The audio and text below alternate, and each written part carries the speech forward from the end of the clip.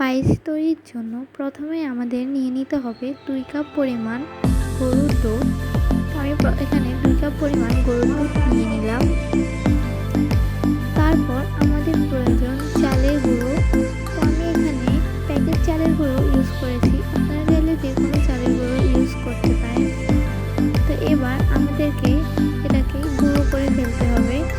আপনারা চাইলে যে কোনো ব্লেন্ডারে গুঁড়ো করে ফেলতে পারেন অথবা পাটায় বা শিলায় বেটে নিতে পারেন। তারপর আমি চুলায় বসিয়ে দিলাম 2 কাপ গরুর দুধ।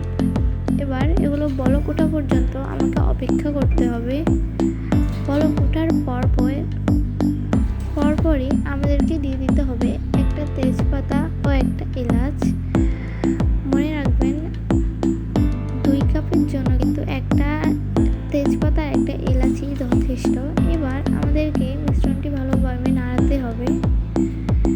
যখনই মিশ্রণটিতে বলক চলে আসবে তখনই আমরা দিয়ে দিব আমাদের গুঁড়ো করে রাখা চালের গুঁড়ো এবং এই মিশ্রণটি ভালোভাবে নাড়তে হবে যাতে দলা পেকে না যায়। খেয়াল রাখতে হবে এটি যাতে দলা পেকে না যায়, তাহলে কিন্তু পায়েসের স্বাদে একটি দানাদার ভাব চলে আসতে পারে। তারপর আমি দিয়ে দিলাম 1 কাপ জল। মনে রাখবেন আমাদের এই পায়েসটি তৈরিতে অবশ্যই জল দেওয়া দরকার। তারপর ভালোভাবে চামচ দিয়ে নাড়াতে হবে যতক্ষণ না মিশ্রণটি ভালোভাবে মিশে যায়। এরপর আমি অন্য একটি পাত্রে নিয়ে নিলাম দুধের ডো, যেটাকে আমি হালকা পানি দিয়ে মিক্স করে নিয়েছি এবং এই মিশ্রণটি এখানে দিয়ে দিলাম। তারপর আবারও এই মিশ্রণটি ভালোভাবে নাড়তে হবে। ভালোভাবে এই মিশ্রণটি না নাড়লে কিন্তু তলাতে লেগে যেতে পারে, তাই অবশ্যই খেয়াল রাখবেন। ঘনত্বটি এরকম পর্যায়ে আসার পর এখানে আমরা দিয়ে দিব চিনি। আমি মেজারমেন্ট কাপের 1 কাপ পরিমাণ চিনি দিয়েছি। আপনারা আপনাদের স্বাদ মতো চিনি দিয়ে দিতে পারেন।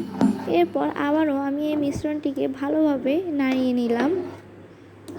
ততক্ষণ পর্যন্ত আপনারা এটা নাড়বেন যতক্ষণ না মিশ্রণটি ভালোভাবে মিশে যায়। এটা কিন্তু বাচ্চাদের জন্য খুবই স্বাস্থ্যকর এবং হেলদি। আপনারা চাইলে আপনাদের ছোট বাচ্চাদের এটা খেতে দিতে পারেন, তাহলে তাদের মুখে খাবারের রুচি আসবে।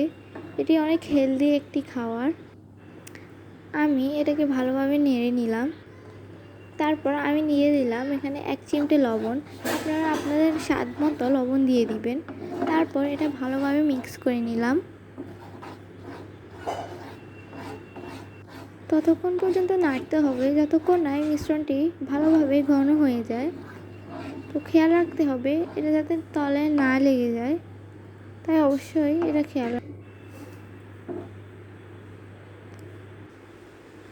আমি চুলা অফ করে দিলাম এবং উপরে দিয়ে দিলাম কয়েকটা কিশমিশ। তারপর আমাদের রেডি হয়ে গেল সুজি পায়েস। এটা খেতে যেমন অনেক অসাধারণ তেমনই সুস্বাস্থ্যকর। আপনারা অবশ্যই আপনার বাচ্চাদেরকে ট্রাই করাবেন।